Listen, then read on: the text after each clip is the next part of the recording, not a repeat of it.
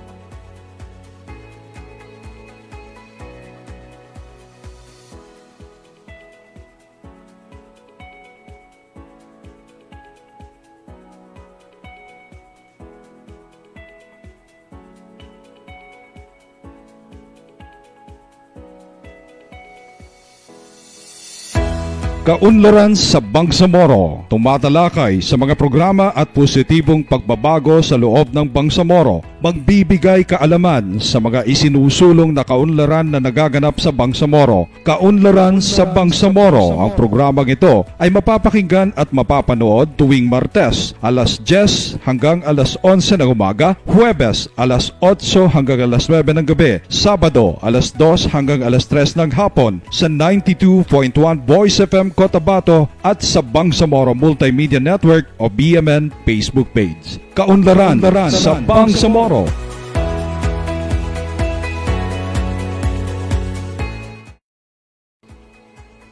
Bismillahirrahmanirrahim. Assalamualaikum warahmatullahi ta'ala wabarakatuhu. Pag-oyak mga indigenous people at maganda mapiyag ng Huwebes 2021 ng Safar 43 sa Hijra. Ito at tumatak sa mga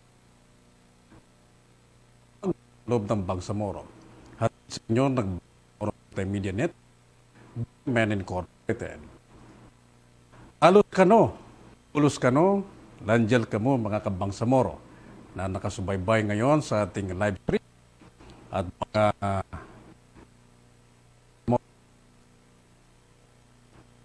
nakikinig sa 2.0 sa pong ating guest, pwede yung mag-post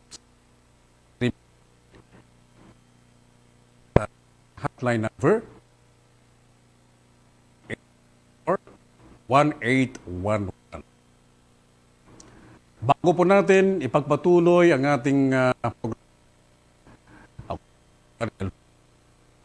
ang inyong ngayong gabi ng ating 6 na naran sa Bangsamoro.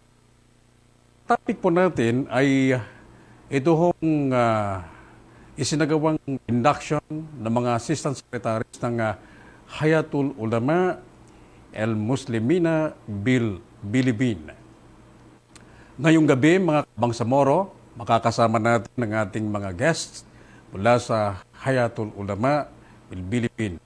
Una ho ay si Ustadz Abdul Kahar Musa, ang Secretary General for Media and Public Relations. At ang pangalawa pong guest natin ay Ustadz Saidi Montañer. Siya ho ang General Coordinator ng Hayatul Ulama Bilibin. Sina Ustadz Abdul Kahar Musa at Ustadz Saidi Montañer ay mga miyembro po, mga kabangsamoro ng HAYA. At makakasama natin sila mismo dito sa ating studio. At eto, kasama na ho natin sila at ibibigay muna natin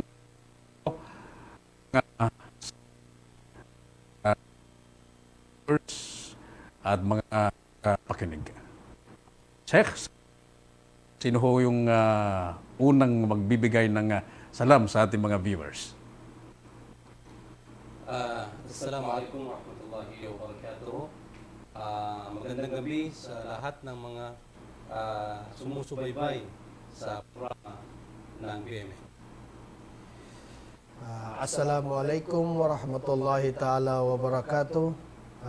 Magandang gabi din po sa atin lahat at sa lahat ng nakikinig o sumusubaybay sa ating programa ngayong gabi.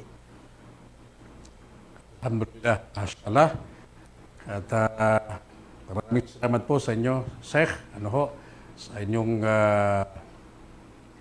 pagdalo sa ating invitation na kayo ho'y aming makapanayam dito mismo sa ating programa Kaunlaran sa Bangsamoro. Unahin nating alamin, mga kababayan, kung ano po ang Hayatul Ulama Philippine. O pwedeng kahit sino sa ila pwedeng sagutin ito ating gusto muna malaman tungkol dito sa kung ano ito hong Hayatul Ulama. Bismillahirrahmanirrahim. Alhamdulillah wassalatu wassalamu ala asyrafil anbiya'i wal mursalin sayyidina Muhammad wa alihi wa sahbihi wa sallam. Unang-una sa lahat ay on behalf of the Office of the Hayatul Ulama al-Muslimin bil Philippines, na kung saan ay pinamumunuan ng magiting nating alim at Sheikh Abdul Hadi Gumandar, hafidhahullah wa ra'ah. Kami po ay lubos na nagpapasalamat sa inyo at dito sa Bangsamoro Media Network sa pagbibigay sa amin ng pagkakataon at oras na maibahagi sa ating mga kababayan, lalong-lalo na sa ating mga kapatid, at makilala nila, malaman nila itong sinasabing Hayatul Ulama na ito. Ang Hayatul Ulama po, mga kapatid, ay ang Hayatul Ulama ay isa itong grupo ng mga Islamic scholars sa buong Pilipinas na binuo itong Hayatul Ulama al-Muslimin bil Philippines na ito ay isa siyang Islamic organization na kung saan ay nagtuturo at nagpapaabot sa tunay na katuruan at tungkol sa pananampalatayang Islam, and also an independent organization. Isa sa pinaka-goal ng Hayatul Ulama al-Muslimin bil Philippines ay kung paano niya mapag-isa or ma-unite ang lahat ng mga Islamic scholars sa buong Pilipinas para sila ay magkaisa, magtulungan, magmamahalan, magbibigayan ng suporta sa bawat isa, upang sa ganun ay maipaabot sa ating mga kababayang mga Muslim sa buong Pilipinas at maituro sa kanila at mag-guide sila sa tunay na katuruan ng Islam. Alam natin bro, at hindi ito kumbaga lingid sa kaalaman ng karamihan sa atin, na maraming mga taong sinasabing isinasagawa nila, isinasakatuparan nila ang mga katuruan ng Islam. Subalit, kung tingnan mo mabusisi, ay isa ito sa kumbaga ay napakalayo sa katuruan ng Islam. So ang Hayatul Ulama al-Muslimin bil Philippines ay isa itong organisasyon na itinuturo at ipinopromote ang tunay na katuruan ng pananampalatayang Islam. Masya Allah. Opo. Sheikh, kailan ba at paano ba dapuang Alhamdulillah, wassalatu wassalamu ala rasulillah wa ba'd.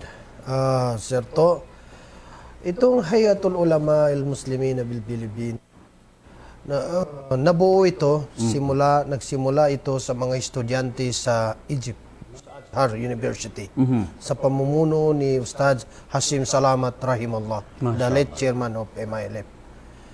Ngayon, nung dumaan na panahon, ay dahil sa kasagsagan ng revolution at kasagsagan ng pag-organisa, ay ano ito siya, kumbaga parang na dahil sa mas na priority yung pag-aaral.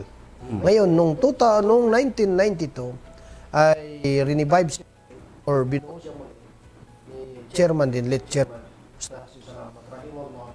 hanggat sa kanyang pagpanaw ay kanya itong pinalakas. Itong Hayatul Ulama al-Muslimina bil pagkatapos nun, ay sahan o hahaligi sa kanya bilang mamumuno sa Hayatul Ulama al-Muslimina bil Philippines ay yung minister ng ngayon ay member of the parliament, minister ng MAPAR, si Abu Haida, Sheikh Ustaz Muhammad Yaqub. Siya ang sumunod kay Ustaz Hashim Salam, rahimahullah, naging chair na Hayatul Ulama. Pagkatapos noon ay dahil sa dami na ng kanyang posisyon o hinahawakan, ay sumunod sa kanya si Sheikh Al-Ustaz Said Salim Dab, isa ding member ng parliament at minister. And then siya ngayon ang chairman of Al-Hajj wal Umrah, commissioner of chairman Al-Hajj wal Umrah. At noong 2019, July 12, kung hindi ako nagkamali, doon nagsimula na dahil din sa dami ng hawak ni Sheikh Said Salindab, Ustaz Said Salindab, ay ipinagkatiwala naman muli o ibinigay muli kay Sheikh Ustaz Abdul Hadi bin Shahid Gumander at sa hanggang ngayon sa kanyang pamumuno bilang Secretary General ng Hayatul Ulama al-Muslimina bil Philippines. Ustaz, dahil sa nabanggit ninyo yung background ng Hayatul Ulama Philippines, ano naman po yung mga programs and services ng inyong organization? Yes, actually, ang Hayatul Ulama al-Muslimina bil Philippines ay medyo may katagalan na rin. Doon nga sa sinabi ng kasama natin na Sheikh Saidi, ay medyo matagal-tagal na rin itong organisasyon. And then, ilang beses na rin nagpalit ng Secretary General. So, napakarami ng mga activities and programs nitong organisasyon na ito. Sa kasalukuyan, ay isa sa mga activities na isinasagawa sa level ng Secretary General ng Hayatul Ulama al-Muslimina bil Philippines, mismong si Secretary General Sheikh Abdul Hadi Gumandar ay kakita doon o in addition doon sa mga mandate ng bawat isa mula sa kanilang mga opisina, ang Hayatul Ulama in general ay sa kasalukuyan ay unang-una, pinopromote natin ang tunay na katuruan ng Islam. Gusto nating ipaalam at ipakita sa sambayanang Pilipino at sa ating mga Muslim kung ano ba yung tunay at genuine and original na katuruan ng Islam. Pangalawa, ay pinopromote natin kung paano tayo magkakaisa, ma-unite sa umbrella ng pananampalatayang Islam. And also, ay pinopromote din ng Hayatul Ulama al-Muslimina bil Philippines na malayo itong mga ng Islam doon sa sinasabing terrorism at radicalism na worldly na kumbaga ay sakit o di kaya ay problema sa buong mundo, lalo na ating mga mananampalatayang Muslim.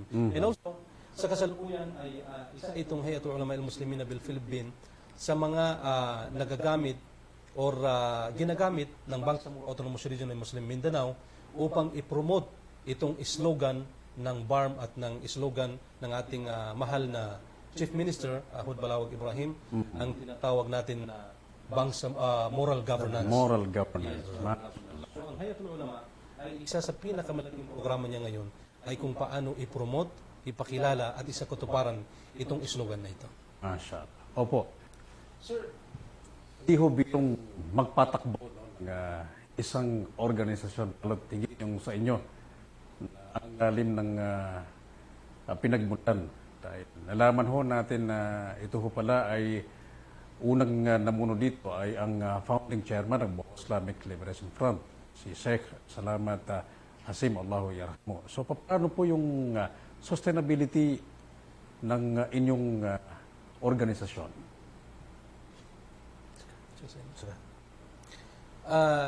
Alam natin itong Hayatul Ulama al-Muslimin bil Philippines, sir, to ay isa itong independent na organization.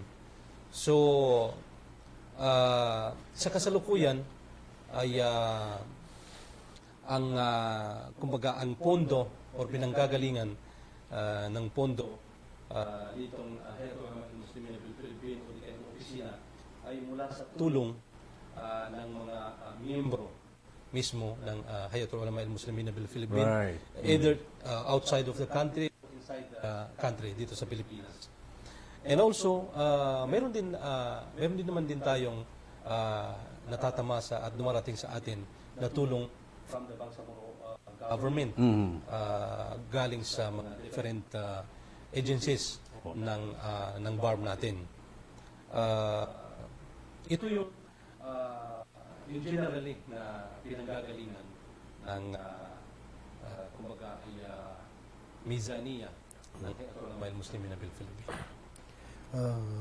Dagdag ko lang, Sir To, doon sa kay Ustaz Abu Rayyan, Ustaz Ismail. Maliban doon ay itong Hayatul Ulama al-Muslimin bil Philippines, dahil independent siya, ay personal, voluntary, bawat member ang kanyang tulong sa Hayatul Ulama al-Muslimin bil Philippines. And then also, sa maliban doon, na meron din mga non-government organization na NGOs na partner ng Hayatul Ulama al-Muslimin bil Philippines. Mashallah. Opo. Kung hindi tayo nagkakamali, kasama din po kaming nag-facilitate ng strategical planning sa grupo ng HAIA sa inyong chapter sa General Santos City. Yes. Sa province, alhamdulillah. Sa akong karangalan na mihoy makapag-facilitate sa turang start plan ng HAIA na kung saan ay mapo may mga non-government organizations, mga civil society organizations na tumutulong po sa inyo at partner ng HAIA. Sa mga programs at services po ninyo, paano po maka-avail, no? Check yung ating mga Bangsamoro sa inyong mga programa na ibabahagi o di kayo ginagawa na sa mga community, sa mga Bangsamoro Muslims o di kaya yung inyong mga dawa sa iba pang mga area. I think hindi lamang dito sa Bangsamoro to Muslim kundi buong Pilipinas sakop ng inyong organisasyon. Paano po sila makakabil? Anong mga criteria? Anong mga dapat gawin nung gustong makipag-partners po sa inyo? Alhamdulillah, magandang tanong yan, Brother To. Unang-una, yung pag-avail ng mga Kabangsamoro. Una muna natin dito sa membership kung sino yung pwede bago yung partnership. I-discuss. Yes. Para nang sa ganun, malaman ng bawat isa paano maka-member dito sa Hayatul Ulama. Ang Hayatul Ulama bil Philippines organization, unang-unang priority niya ay yung mga scholars na from outside of the Philippines, yung mga nag-aaral sa ibang bansa.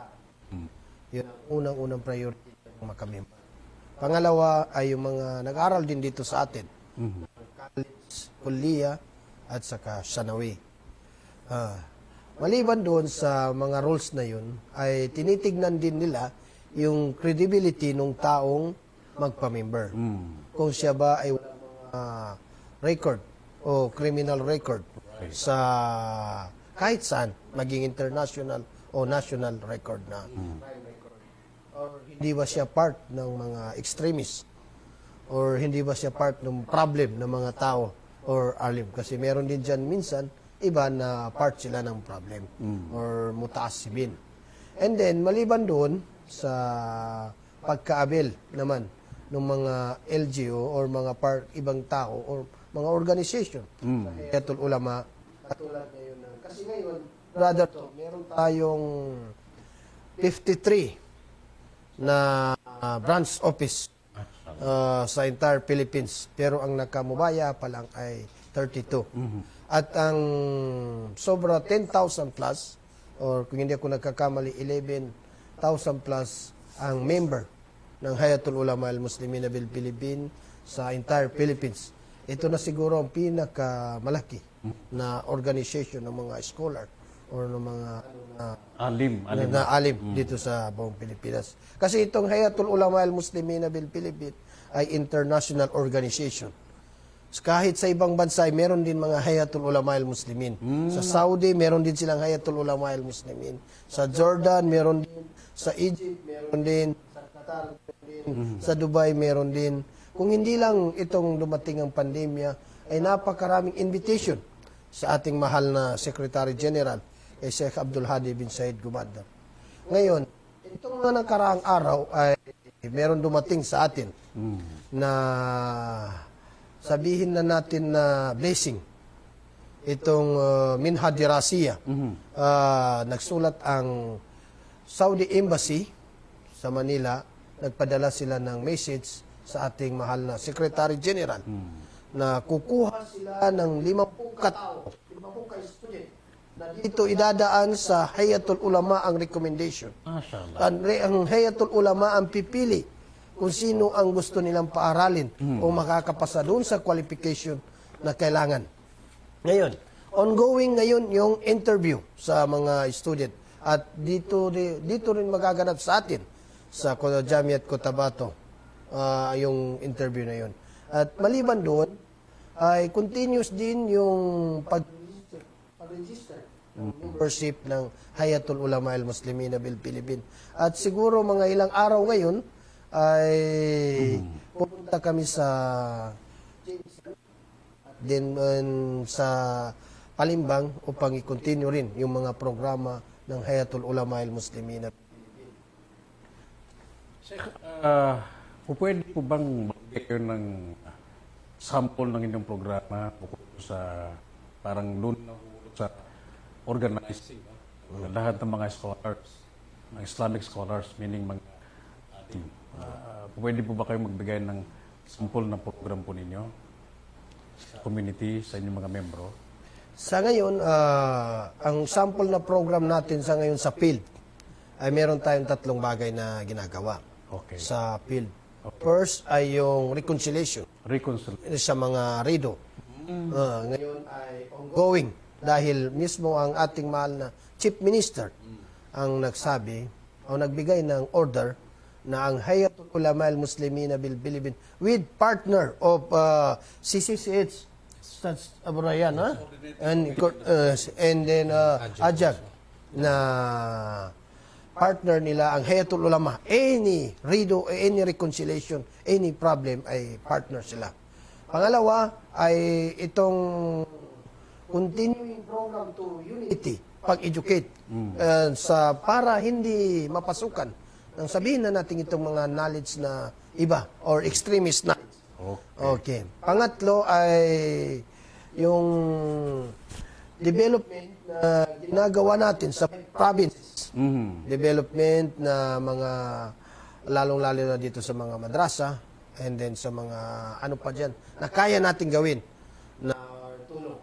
And then with partner of BARM, Bangsamoro Autonomous Region in Muslim Mindanao, also with sa ating mga mahal na chairman, ay humahanap din tayo ng mga paraan na matulungan yung mga kapatid natin sa Hayatul Ulama, sa physical na problem and then at saka sa ano pa mang problema nila na masolusyonan, matulungan ng Hayatul Ulama al-Muslim. Yun din po actually yung banggit ng sa inyo kung ano yung mga engagement po ninyo no, sa Bangsamoro government. For example, nabanggit po ninyo na may direktiba na ang Chief Minister ng Bangsamoro government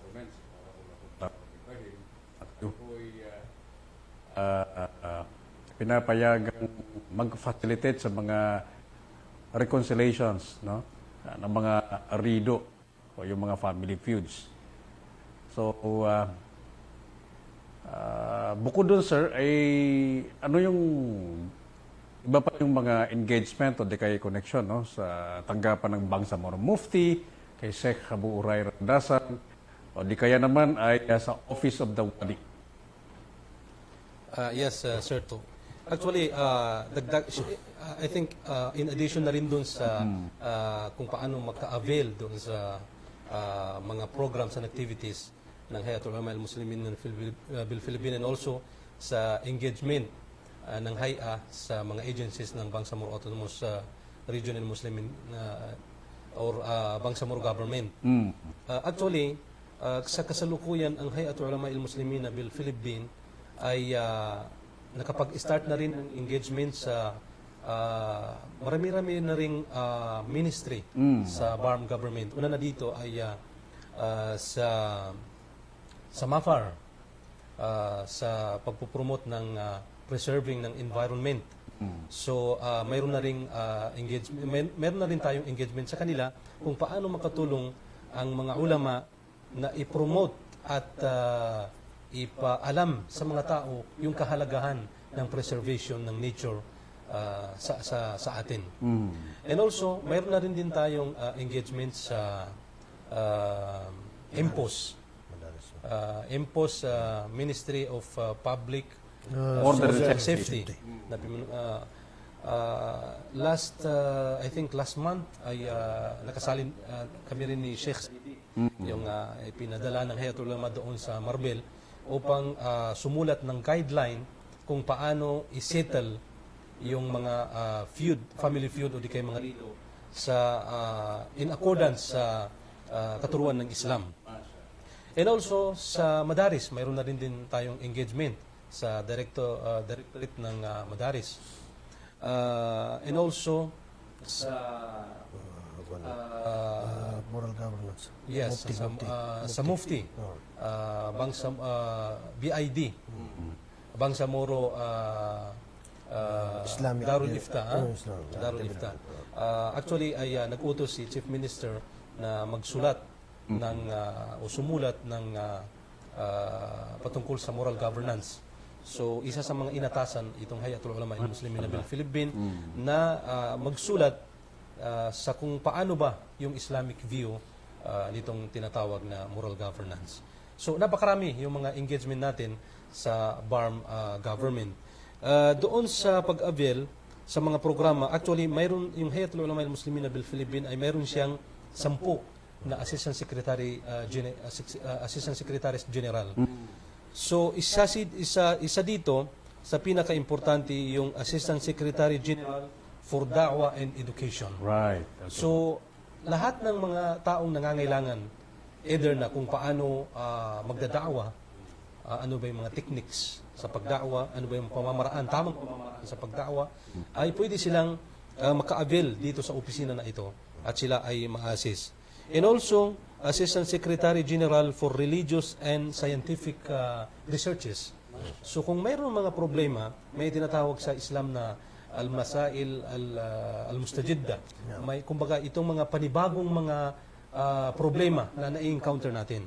So ang Hayatul Ulama al-Muslimin ng Philippines ay mayroon tayong opisina na nagtatakal doon o nag-handle sa mga ganong bagay. Meron din tayong Assistant Secretary General for Religion Affairs.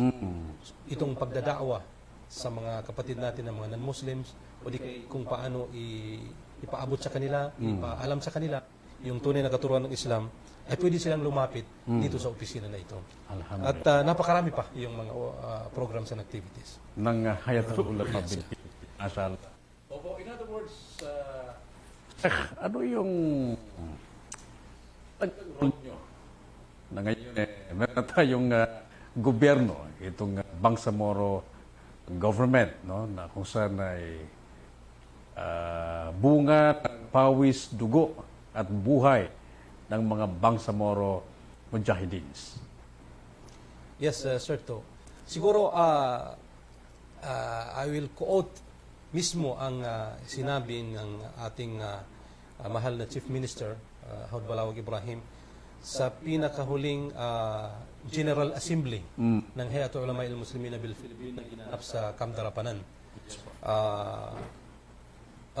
Nung okasyon na yun, ay sinabi mismo na ang Hayatul Ulama al-Muslimin bil Philippines ang kanilang role, o di kay role, pinaka-role, main role ng Hayatul Ulama al-Muslimin bil Philippines ay magiging bawsala. Ibig sabihin ng bawsala ay kumpas sa patutunguan ng Bangsamoro Government. at Bangsamoro government. Mashallah. Oo.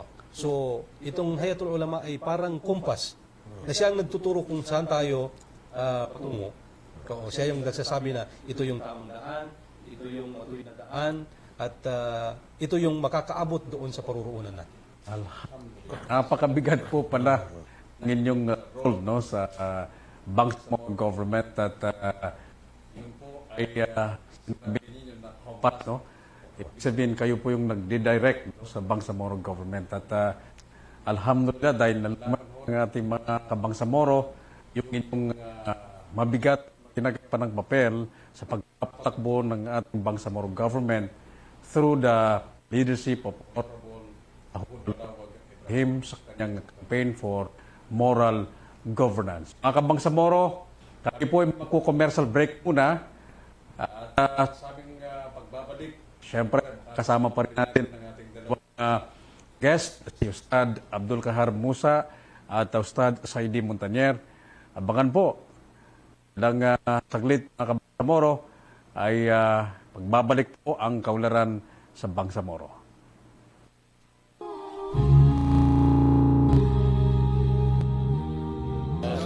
الصلاة والسلام على رسول الله وعلى آله وصحبه ومن والاه علي أنا ومن يصاب بكل سمرني علي أنا عبد الهادي بن الشهيد بمندر أمين عام هيئة علماء المسلمين بالفلبين علي أنا الأمين العام المساعد سمعتني بوا علي أنا عهد الله وميثاقه أن ألتزم بالنظام الأساسي والسياسات والقرارات لهيئة علماء المسلمين بالفلبين مما لا يخالف كتاب الله وسنة رسول الله صلى الله عليه وسلم وأن أسعى جاهدا لتحقيق الهدف العام للهيئة ألا وهو الريادة في الأعمال التي يحبها الله ورسوله والدعم والتعزيز لإقامة حكومة راشدة عادلة وأخلاقية ولتحقيق الأهداف الخاصة لها والتي منها العمل على جمع وتآلف العلماء وتوحيد صفوفهم ومواقفهم وتنسيق جهودهم نحو توجيه شعب مورو ومسلم الفلبين للمستقبل المشرق والعمل على تعزيز مكانة ومهابة العلماء وتحقيق كونهم ورثة الأنبياء وحماة الدين الإسلامي من الابتداع والتحريف وأن أسمع وأطيع أولي الأمر القائمين على جهاد بنسمورو من أجل تحرير بلاده وإعادة كافة حقوقه الشرعية ونبايعهم بيعة اختيار ورضا على عدم الإشراك بالله وعدم النهب والسرقة وعدم الاتيان ببهتان وعدم المعصية في معروف وعدم منازعة الأمر أهله وعلى الأمر بالمعروف والنهي عن المنكر والنصرة والمنعة والنصح والثقة والنفقة والنصح والنفقة والسمع والطاعة في منشطنا ومكرهنا وعسرنا وأثرة علينا لتكون كلمة الله هي العليا وينتصر حكم الله في الأرض.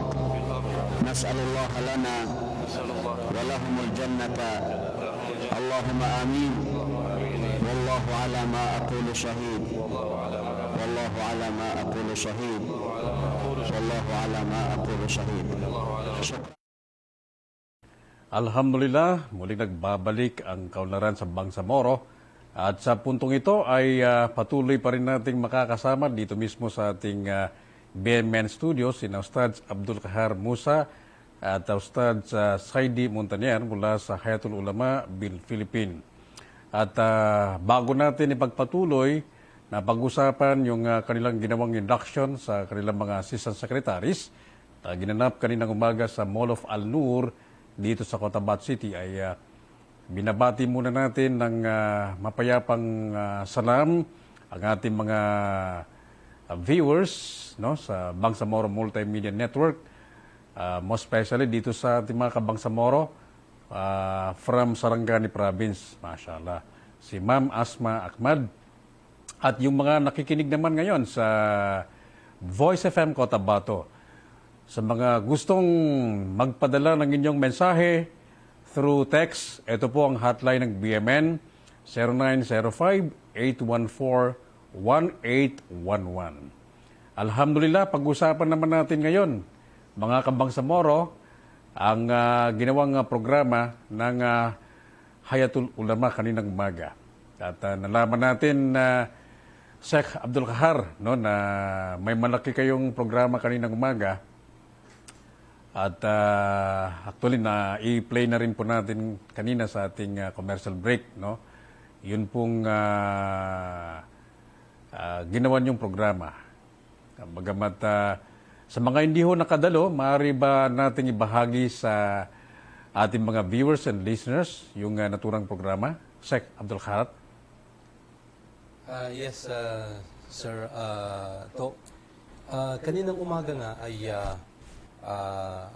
napanood natin at naisagawa natin, alhamdulillah, ay naisakatuparan natin ang isa sa pinakamalaking programa ng Hayatul Ulama al-Muslimin bil Philippine, and I think ito ay for the first time na nangyari sa liberato ng naturang organization na magkaroon ng confirmation and induction sa mga assistant secretary generals. Ang Hayatul Ulama al-Muslimin bil Philippine, na kung saan ngayon ay pinamumunuan ni Sheikh Abdul Hadi bin Shahid Gumandar, ay itong bagong structure ng Haya ay mayroon siyang 10 assistant secretaries general. Una dito ay ang assistant secretary general for Media and Public Relations. Media and Public Relations. Yes, na kung saan ay nakaatan sa atin ang pansamantala habang hindi pa tayo nakakahanap ng mas higit na nararapat at nakakaalam doon sa gawain na iyon. Pangalawa ay Assistant Secretary General for Admin and Finance. Opo. Na pinamumunuan naman ni Sheikh Saad Sindatok. Mashallah. Yes, ang presidente po ng Voice FM Cotabato. Yes, presidente ng Voice At alam namin na nakikinig sila ngayon, Stads, no? Yes. Ating programang kaunlaran sa Bangsamoro. At the same time, siya rin ang presidente ng, I think, itong Jamiat Cotabato. Yes, at ang Al-Balag Foundation. Al-Balag Foundation, yes. And also, pangatlo ay ang Assistant Secretary General for Internal Affairs na pinamumunuan naman ni Sheikh Ismail Tuanadato. Pang-apat, yung Assistant Secretary General for External Affairs na pinamumunuan naman ni Dr. Abdul Karim Dr. Kamaruddin Abdul Karim. Mashallah. Panglima ay Assistant Secretary General for Quran and Sunnah Affairs na pinamumunuan ni Sheikh Mas'ud Muhammad Ali Lantong.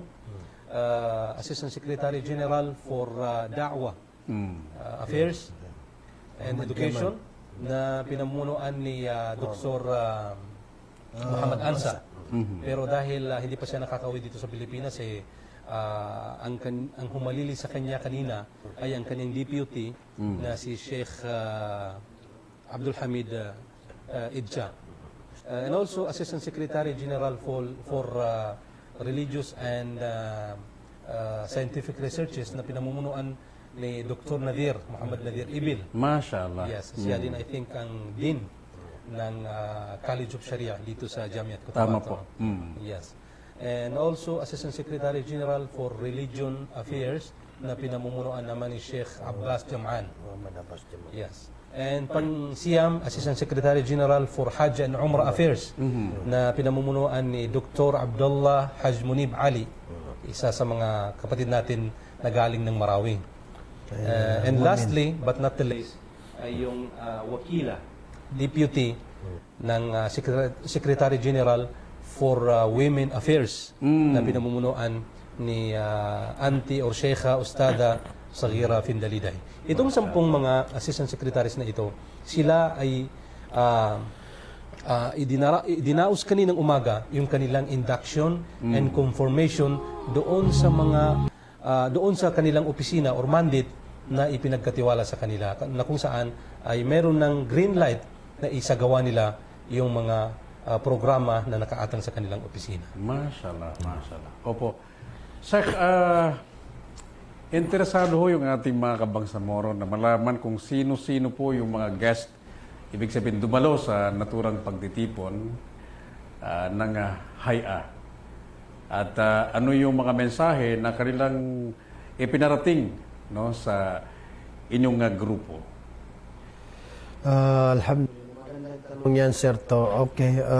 Ang mga guest po natin kanina doon sa programa natin ay unang-una yung ating mahal na wali, si Sheikh Khalifa Nando. Siya ang ating guest speaker kanina sa pag-induction. Pangalawa ay member of the parliament at member ng board ng Hayatul Ulama, si MP Abdul Wahab Muhammad Pak, Ustaz Abdul Wahab Muhammad Pak. Pangatlo ay member din ng parliament at chairman ng da'wa ng Central Committee ay si Ustaz Abdul Ibrahim Ali. At maliban doon ay nandoon din kanina si Majority Floor Leader Attorney Lanang Ali Jr. Mashallah. At sa mga babae naman ay kasama nandoon din yung ating mahal na auntie, MP Aida Silungan, and then MP Mambaynon Caron. Yes. And then also, naka-attend din kanina ang chairman, ay yung president ng DAB, si Sheikh Nando, anak ni Ustad Khalifa Nando. And also, ang Secretary General ng Madaris, na si Professor Tahir Nalig. At ang mga ulama natin na pinagkakatiwalaan sa ibang bansa na katulad ni Sheikh Muhammad Shafiq sa Saudi at Sheikh Abdul Wahab Kawilan sa Egypt at si Sheikh Abdul Nasir Yusuf sa Dubai, and then also nandoon din kanina yung mahal nating Turkey, si Brother Omer Kesmen. Kismen Nang ihaha. Iha Mashallah. na andun din siya kanina. Alhamdulillah. At saka marami pang iba na dumalo at dumating kanina sa ating mga programa. At higit sa lahat, pati yung mufti ng Tawi-Tawi, andun siya kanina, si Mufti Injo. Mashallah. At saka yung mga kapatid natin sa Lanao. At nandun din yung mga kapatid natin galing ng Jensan, si Sheikh Ripay. Andun din sila, dumalo din sila kanina sa programa natin. Right. Opo. Ano yung importanteng mensahe, Sheikh, na kanilang ibinigay sa inyong grupo? Yes, Sir To. Siguro kung titingnan natin, napakarami ng mga speakers natin kanina. At pero kung susumayin natin ang in general na kanilang nais na iparating sa atin, lalong-lalo na sa opisina ng Hayatul Ulama al-Muslimin bil Philippine, unang-una ay kung paano ito maging aktibo sa pamayanan itong mga ulama. So hindi lang sila doon sa pagkukhutba, hindi lang doon sila sa pagtuturo. In addition to that, ay magkakaroon din sila ng mga programa na makakatulong sa unang-una sa promotion itong Bangsamoro government na bunga ng ating struggle. And also ay makatulong sila sa kung paano ma-unite yung Bangsamoro dito sa bunga ng struggle natin na ito. Hindi yung nagbabangayan tayo, hindi yung ang gusto lang nating ma-prevail kung ano yung gusto ng ating mga sarili. Hindi kailangan ma-unite tayo. So ang Hayatul Ulama al-Muslimin bil Philippine ay isang organisasyon na ito na siguro ay mayroong napakalaking potential na maitulong dito sa mga bagay na ito. Alhamdulillah. Sir, to dagdag ko lang doon sa anong kanina. Ano din pala si Sir Bonalhak na spokesperson ang spokesperson ng BFM-ILF. At si chairman ay nagpadala siya ng message sapagkat ngayon ay hindi pa siya nakauwi. Nasa out of bar pa siya. Also sa chief minister chief ng BIAP, si Sir Sami, nagpadala din sila ng mga message. At saka si Sir IQ, nagpadala din sila ng mga message. And then also si Sir Edward Guerra, nagpadala din sila ng mga message. And then also doon sa mga ng message nila ay maliban doon sa sinabi ng kapatid ko na si Sheikh Abdul Kahar, ay nangako sila ng support, tulong, at nagpapasalamat sila na nakita nila na yung Hayatul Ulama this time ay para bang sa sinasabi nilang bulaklak na umusbong masyado at tumubo masyado. And then pinapangako din nila na lahat ng gawain, lahat ng mga program ng Hayatul Ulama, lalong-lalo na yung mahal natin majority floor leader, na sabi niya ay lahat ng anumang mga constitution na gagawin nila ay partner niya ang Hayatul Ulama al-Muslimin. Right. Alhamdulillah, dahil sa nabuo na, Sheikh, no? Yung opisyales ng Haya.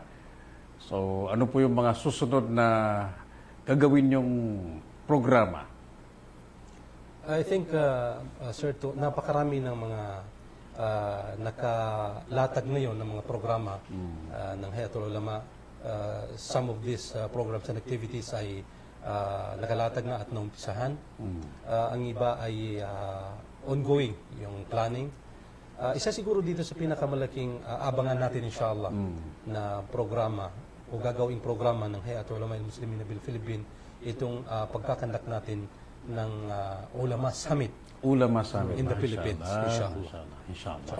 Alhamdulillah. At yung review ng moral governance. Yes. Next week, this coming week, ay maaaring mabibisi ang lahat ng member ng Hayatul Ulama dahil sa Tututukan nila yung balangkas ng moral governance. balangkas ng moral governance, ano yung moral governance sa Islam.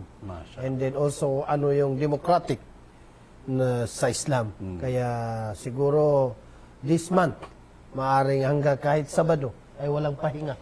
Ang mangyayari ngayon, inshallah. Anong kasi sa Serto ay may utos kasi si Chief Minister sa tatlong agency. Unang-una dito yung DAB, Development Academy of the Bangsamoro, and also may grupo ng mga doktor ng Bangsamoro, Yes. at saka Hayatul Ulama al-Muslimin bil Philippine. Itong tatlong agency na ito ay inutusan at inatasan ng Honorable Chief Minister na magsulat sila ng itong moral governance. After that, after nila masubmit, sinabi ni Chairman na i-consolidate ito at kailangan ay ibatay doon sa kung ano yung naisulat ng Hayatul Ulama al-Muslimin bil Philippines. So kaya nabanggit ng kasama kong Sheikh na kailangan mabalangkas ng maigi upang sa ganun ay wala tayong masilip na irregularities or ano pa man dyan na kumbaga, hindi natin gustong makita dito sa pagpopromote natin ng moral governance. Mashallah. Right, opo. Mga Sheikh, paano po ba kayo po pwedeng makontak ng ating mga kabangsamoro kung sakaling makikipag-ugnayan po sila sa HAYA? Yes, in general, sa opisina ng Hayatul Ulama al-Muslimin bil Philippines sa Secretary General, sa SecGen Office, itong si Sheikh Saidi Montanier, siya ang General Coordinator ng activities ng Hayatul Ulama al-Muslimin bil Philippines. So lahat, kahit anumang agency or office or ministries from the BARM or non-governmental organizations, siya na mismo ang unang-unang nakokontak ng mga kapatid natin. In addition to that, meron din tayong sa opisina natin sa Assistant Secretary General for Media and Public Relation ay pwede rin tayong makontak. At meron tayong Facebook page sa Facebook. So pwede din tayong makontak ng mga kababayan natin dito. Doon naman sa level ng mga provinces ay nabanggit ni Sheikh na meron din tayong mga branch offices. So anumang bagay na gusto nilang isangguni sa Hayatul Ulama al-Muslimin bil Philippines, so pwede silang lumapit doon sa mga branches offices natin doon, inshallah. Inshallah. Right. Lastly, Studs, gusto po ng ating mga kababayan na makausap po ninyo sila on behalf of the HAYA. So, inyo po itong oras na to para makausap po yung ating mga kabangsamoro na nakikinig ngayon sa DXJC 92.1 Voice FM Cotabato at nanonood ngayon sa Bangsamoro Multimedia Network official Facebook page sa ating programang Kaunlaran sa Bangsamoro. Salamat, Sir To. Para po sa mga kababayan natin, mga kapatid natin at mga kapatiran natin na mga Bangsamoro, ang Hayatul Ulama al-Muslimin bil Philippines ay unang-una ay nakikiusap or humahangad kami ng suporta sa inyong lahat sa mga programa ng Hayatul Ulama al-Muslimin bil Philippines na masuportahan at matulungan niyo kami na may sakatuparan ang mga programa ng Hayatul Ulama al-Muslimin bil Philippines. Pangalawa, at siguro ito yung pinaka-importante, alam natin dito sa Pilipinas na mayroong problema dito patungkol sa pagtatakel or pagkakaroon ng kaalaman sa pananampalatayang Islam. So, ang maipapakiusap namin sa inyo, mga Bangsamoro, ay kunin lang natin ang katuruan ng Islam sa mga genuine na mga ulama natin, which is the member of Hayatul Ulama al-Muslimin bil Philippines and also member ng Darul Ifta ng Bangsamoro. Kung gusto nyo na ang mayayakap nyo at may sasakatuparan nyo at may sabuhin nyo na pananampalataya at karunungan at kaalaman sa pananampalatayang Islam, nandito ang Hayatul Ulama al-Muslimin bil Philippines upang i-assist at ibigay sa inyo yung mga ganong bagay. Sigurdo, ako kay Ustaz Abu Rayyan sa Sama. Sukran, wassalamualaikum. Alhamdulillah. Maraming salamat. Syukran, Ustaz Abdul Kahar Musa at Ustaz Saidi Montanier sa inyo pong oras na inilaan sa ating programang Kaunlaran sa Bangsamoro at karangalan po na kayo'y aming maging bisita sa BMN Studio. Sa muli, maraming salamat sa ating mga guest mula sa Hayatul Ulama bil Philippines.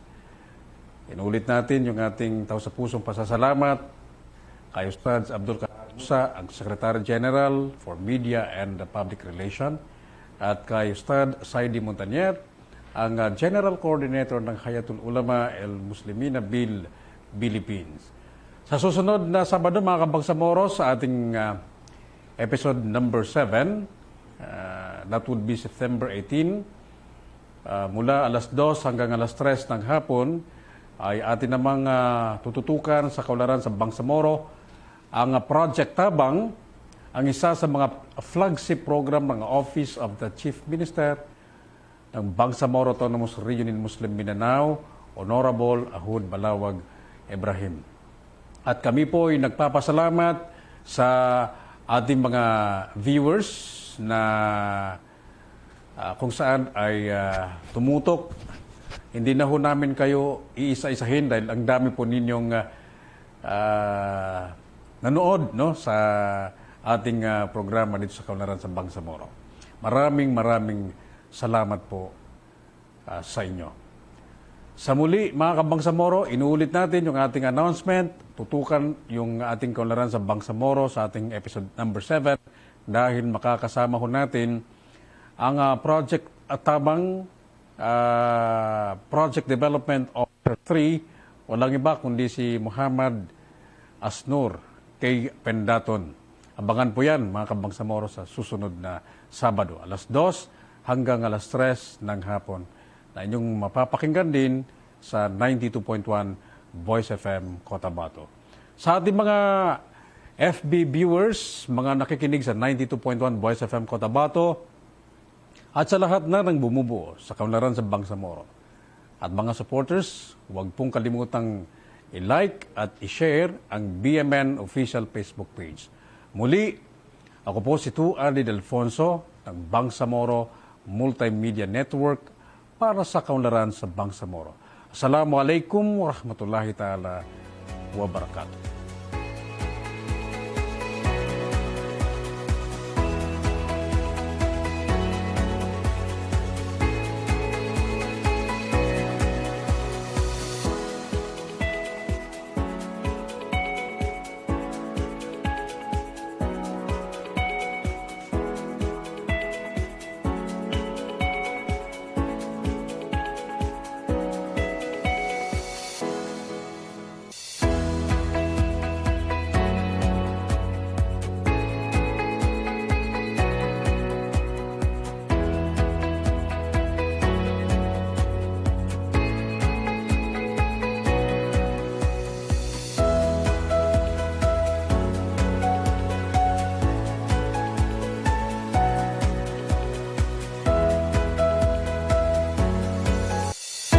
Kaunlaran sa Bangsamoro, tumatalakay sa mga programa at positibong pagbabago sa loob ng Bangsamoro, magbibigay kaalaman sa mga isinusulong na kaunlaran na nagaganap sa Bangsamoro. Kaunlaran sa Bangsamoro, ang programang ito ay mapapakinggan at mapapanood tuwing Martes, alas 10 hanggang alas 11 ng umaga, Huwebes, alas 8 hanggang alas 9 ng gabi, Sabado, alas 2 hanggang alas 3 ng hapon sa 92.1 Voice FM Cotabato at sa Bangsamoro Multimedia Network o BMN Facebook page. Kaunlaran sa Bangsamoro.